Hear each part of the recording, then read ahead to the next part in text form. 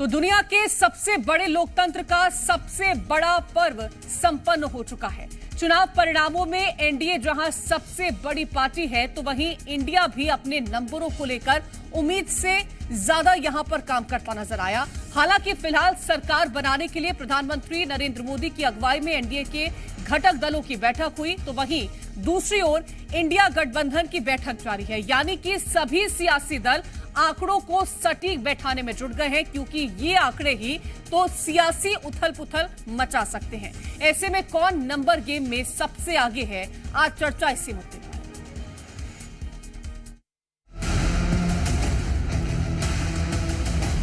NDA की लगातार तीसरी बार सरकार बननी तय है। जो इंडिया गठबंधन डिसाइड करेगा उस पे हम एक्शन लेंगे।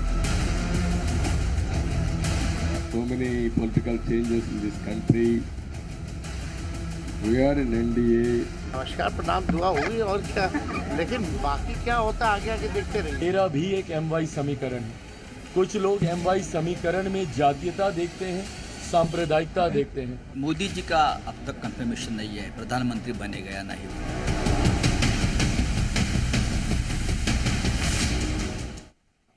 इंडिया गठबंधन सरकार बनाने के हर उन विकल्पों पर काम करना शुरू कर चुका है जो उन्हें सत्ता के दरवाजे तक पहुंचा सके। अब जिस तरह की बातें दोनों तरफ से हो रही हैं, उसके बाद तो सवाल बनता है कि बहुमत तैयार है, लेकिन किसकी सरकार है और क्या सरकार पर रार अभी बाकी है? क्या नंबर पर अभी भी कोई खेला हो सकता है? आपको ये भी बताएंगे कि कैसे अभी भी सरकार बनाने के दावे में बीजेपी की अगुवाई में एनडीए के आगे कोई नहीं दिख रहा है। हर एक मसले और मुद्दे पर चर्चा करेंगे, लेकिन उससे पहले रिपोर्ट देखिए।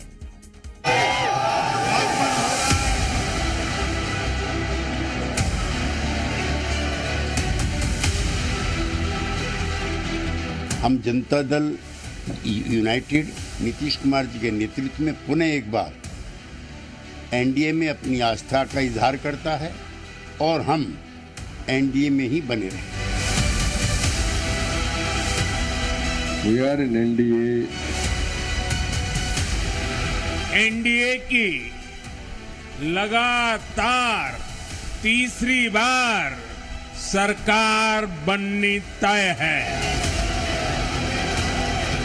तेजस्वी यादव के साथ एक फ्लाइट में पटना से दिल्ली आए नीतीश कुमार हों या फिर 5 साल तक मुफलिसी में रहे चंद्रबाबू नायडू, जिनके दोनों हाथों में आज लड्डू है।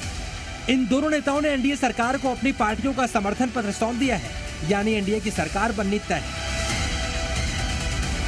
प्रधानमंत्री नरेंद्र मोदी भी राष्ट्रपति को इस्तीफा दे चुके हैं और 8 जून को वो तीसरी बार प्रधानमंत्री पद की फिर से शपथ ले सकते हैं। लेकिन ये भी सच्चाई है, बीजेपी के पास पूर्ण बहुमत नहीं, इसलिए इस बार समर्थन के साथ विपक्षी दल शर्तें रखने की स्थिति में है और सियासत में ऐसे मौके कोई छोड़ता नहीं। नायडू और नीतीश जैसे मंझे हुए सियासतदान इसे छोड़ने वाले भी नहीं। फिलहाल सूत्रों के हवाले से जो खबर मिल रही है, 16 सीटें जीतने वाली चंद्रबाबू नायडू की पार्टी टीडीपी केंद्र में 5 से 6 मंत्री पद मांग सकती है।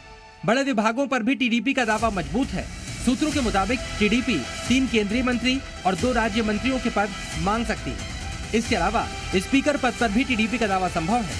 वहीं 12 सीटें जीतने वाले नीतीश कुमार 4 से 5 मंत्री पद की डिमांड कर सकते हैं। और एनडीए सरकार के 2 सबसे बड़े सहयोगियों की ताकत और जरूरत को देखते हुए बीजेपी से स्वीकार भी कर सकती है। लेकिन इन 2 बड़े सहयोगियों के अलावा महाराष्ट्र से 7 सांसदों वाले शिवसेना शिंदे गुट को सत्ता में साझेदारी देनी होगी। वो भी एनडीए के साथ मजबूती से खड़े हैं। जिनके पास आंकड़े नहीं है, जिनके पास मेजोरिटी नहीं है, वो सरकार बनाने की बात करते हैं। ये तो मुंगेरी लाल के हसीन सपने हैं। वहीं तो देश में इस समय अगर कोई चर्चा सबसे ज्यादा जोर पकड़ रही है, तो वो यही कि आखिर देश में किसकी सरकार बनने जा रही है।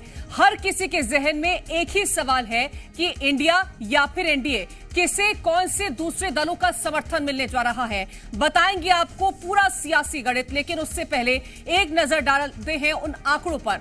साल 2024 में एनडीए को जहां 292 सीटें मिली हैं, तो वहीं दूसरी ओर इंडिया गठबंधन को 234 सीटें मिली। इसके साथ ही अन्य दलों की बात करते हैं तो उन्हें 17 सीटें मिली हैं। 2019 के मुकाबले देखा जाए तो 2019 में एनडीए एनडीए को 343 सीटें मिली थी, कांग्रेस के साथ मिली पार्टी को 127 सीटें मिली थी और अन्य दलों को 73 सीटें यहां पर मिलती नजर आई थी। अब अंजलि हमारी संवाददाता मौजूद है मल्लिकार्जुन खड़गे के आवास के बाहर दिल्ली में। अंजलि, बैठक जो है वो पूरे इंडिया अलायंस की चल रही है, क्या सबसे महत्वपूर्ण चर्चाएं इस वक्त मानी जाए? क्योंकि कल जब सवाल राहुल गांधी से पूछा गया था, उन्होंने कहा कि कोलिशन से हम ये चर्चा करेंगे कि हमें विपक्ष के तौर पर भूमिका निभानी है या फिर हम सरकार बनाने वाले हैं। तो कैसी चर्चाएं चल रही हैं?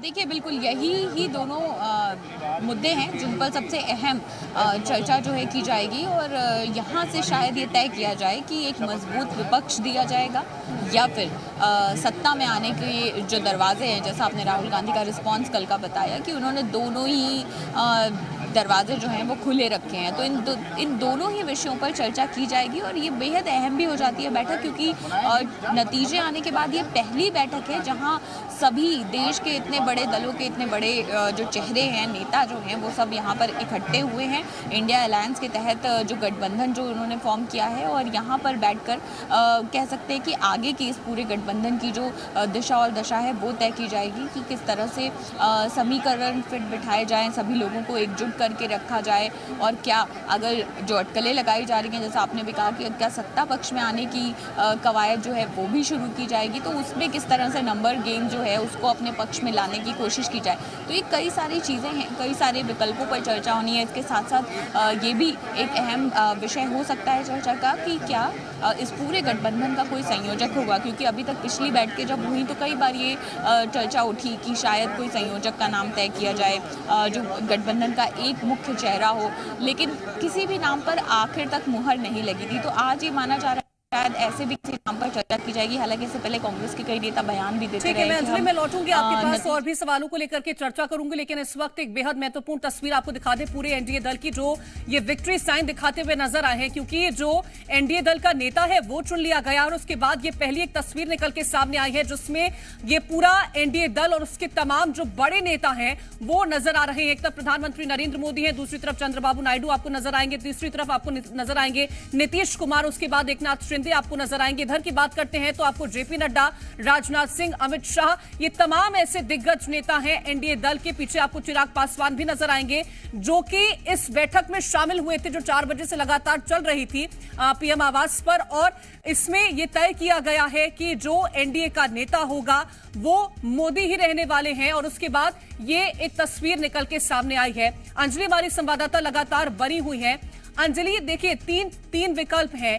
क्या सबसे पहला विकल्प के तौर पर यह सोचा जा रहा है कि हमें सरकार बनानी है? मैं अंजलि से दोबारा चर्चा करने की कोशिश करेंगे और जानेंगे भी कि आखिरकार जो महत्वपूर्ण बैठक चल रही है उसमें क्या ऐसे विषय हैं जिनको लेकर के प्राथमिकता के तौर पर सोचा समझा जा रहा है। और वरिष्ठ पत्रकार बाबूलाल शर्मा जी हमारे साथ जुड़ गए हैं। वरिष्ठ बाबूलाल शर्मा जी, ये जो तस्वीर एक तरफ निकल के सामने आई है एनडीए की बैठक के बाद कि यहां पर तय हो चुका है कि जो एनडीए दल है वहां का जो नेता है वो चुन लिया गया है नरेंद्र मोदी के तौर पर, और यहां पर ये स्पष्ट तौर पर जताया भी जा रहा है कि अब सरकार बनाने के लिए हम पूरी तरह से तैयार हैं। लेकिन दूसरी तरफ एक और महत्वपूर्ण बैठक चल रही है इंडिया अलायंस की, जहां पर ये अभी साफ नहीं हो पाया है कि आखिरकार इंडिया अलायंस की भूमिका रहने क्या वाली है, उनके दिमाग में पहली प्राथमिकता है क्या, ये क्या समझा जाए कि आखिरकार क्या हो सकता है इंडिया अलायंस की इस महत्वपूर्ण बैठक में? देखिए, एनडीए के नेता नरेंद्र मोदी चुने गए, ये तो कोई नई बात नहीं है, ये होना ही था। लगभग फिलहाल तो यही होगा, आगे कुछ बदलाव हो तो कह नहीं सकते, लेकिन फिलहाल तो यही होना था जो हुआ। और अब सवाल आता है कि जब बहुमत है, सरकार बनाने का बहुमत है, तो इंडिया अलायंस कैसे सरकार बनाएगा, ये सबसे महत्वपूर्ण बात है। तो निश्चित रूप से जो है जो सोच बनी होगी वो टीडीपी के ऊपर में होगी। टीडीपी जो है वो मुस्लिम आरक्षण का समर्थक है और आज एनडीए के साथ खड़े हैं। तो सवाल यही पैदा होता है कि मुस्लिम आरक्षण का विरोध करने वाली एनडीए जो है उसके साथ खड़े हैं। तो इंडिया गठबंधन को ये विश्वास होगा कि शायद मुस्लिम आरक्षण के संरक्षक होने के नाते वो हमसे जुड़ सकते हैं, कोशिश की जा सकती है, शायद ये सोच होगी। और नीतीश बाबू का कोई भरोसा नहीं है, ये मान करके वो सोच रहे होंगे कि अगर उनको किसी पद का लालच दे दिया जाए तो वो हमारी तरफ आ सकते हैं। ये विश्वास है, ये सोच करके जो है इंडिया गठबंधन ये विचार कर रहा होगा कि ऐसे प्रयास किए जाएं या नहीं किए जाएं, या विपक्ष की भूमिका में तगड़े से बैठा जाए, क्योंकि विपक्ष भी देखिए बहुत मजबूत विपक्ष खड़ा हुआ है। 232 की संख्या कोई छोटी मोटी संख्या नहीं होती। 232 की संख्या में जब संसद में ये युवा नेतृत्व वाले बैठेंगे और बुजुर्गों का साथ होगा तो निश्चित रूप से जो है अनुभवी लोगों का साथ होगा तो निश्चित रूप से जो है एक ताकत जो संसद में दिखाई देगी, जो सरकार को मनमानी करने से रोक पाने की क्षमता रखती होगी। ये एक बड़ी भूमिका होगी। तो हो सकता है कि इंडिया गठबंधन ये भी सोचे कि हम विपक्ष की तगड़ी भूमिका में मौजूद रहेंगे तो ज्यादा हमारा प्रचार प्रसार और पूरे देश में हमारा नाम हो सकता है। सरकार बनाने से बेहतर जो है विपक्ष की भूमिका कम से कम साल भर तो निभाया जाए, बाद में सोचा जाएगा, ये भी विचार किया जा सकता है। ये रास्ता जो है दोनों तरफ से बन रहा है। निश्चित रूप से एनडीए सरकार बनाएगी, जो मुझे भी लग रहा है कि व्यक्तिगत रूप से भी लग रहा है कि एनडीए सरकार बनाएगी, लेकिन वो ताकत जो है, जो ताकत नरेंद्र मोदी की अभी 2 कार्यकाल में देखी गई, जो मनमानी तरीके से किसी भी बात को वन साइड कह देते थे, किसी के विचार की जरूरत उनको नहीं पड़ती थी, अब उनको विचार की जरूरत पड़ेगी, अंकुश रहेगा उनके ऊपर में, उनको पूछना होगा। एक ताली बजा करके जो है नोटबंदी नहीं कर पाएंगे। ये सारी परिस्थितियों के साथ उनको गठबंधन की राजनीति का धर्म निभाने की कोशिश करना पड़ेगा, उनकी आदत डालनी पड़ेगी कि गठबंधन की राजनीति का धर्म होता क्या है। जी बाबूलाल शर्मा जी, लेकिन जिस तरह से आपने 2 कार्यकालों का जिक्र किया है और ये अगर तीसरा कार्यकाल बनता है और शुरू होता है और प्रधानमंत्री नरेंद्र मोदी बनते हैं तो कहीं ना कहीं हर वक्त पर एक ये सोच जरूर आ जाएगी कि हम 2 ऐसे लोगों के साथ जुड़े हुए हैं जिनका कभी भी संपर्क हो सकता है दूसरे अलायंस के साथ, और अगर इस तरह की सोच के साथ सरकार चलती है, चाहे इंडिया अलायंस की बात करें, इंडिया अलायंस भी अगर बनाती है इस तरह की सरकार, अगर यहां से कोई प्रधानमंत्री बनता है तो इनके में भी यही सोच रहेगी कि हम ऐसे लोगों के साथ मिलकर के सरकार बनाने वाले हैं जो भविष्य में कोई भी रूप ले सकता है। इंडिया अलायंस में प्रधानमंत्री के पद का ही झगड़ा शुरू हो जाएगा। सबसे बड़ी बात तो यही दिखती है, क्योंकि सभी लोग जो है वो अखिलेश यादव की अपनी मंशा है, राहुल गांधी की अपनी मंशा है, खड़गे जी की अपनी मंशा होगी, अन्य लोगों की अपनी मंशा होगी, और जो लोगों को लाने की कोशिश करेंगे, नीतीश कुमार जी को लाएंगे तो वो भी प्रधानमंत्री बनना चाहेंगे। ममता बनर्जी अगर आती है तो उनको भी प्रधानमंत्री के पद की जरूरत होगी, और चंद्रबाबू नायडू आएंगे तो चंद्रबाबू नायडू भी प्रधानमंत्री के पद की दावेदारी कर सकते हैं। तो ये सारी परेशानियां इंडिया अलायंस के ऊपर में तो रहेंगी, लेकिन एनडीए में ये झंझट जो है वो कम दिखाई दे रहा है। एक चीज हो सकती है, नीतीश बाबू का कभी माथा अगर सरक गया तो वो प्रधानमंत्री का पद मांग सकते हैं, ज्यादा मंत्रियों का पद मांग सकते हैं, महत्वपूर्ण विभाग मांग सकते हैं जिनको देने में थोड़ा अड़चन महसूस करेंगे नरेंद्र मोदी जी। ये सारी बातें जो है महत्वपूर्ण बनेंगी।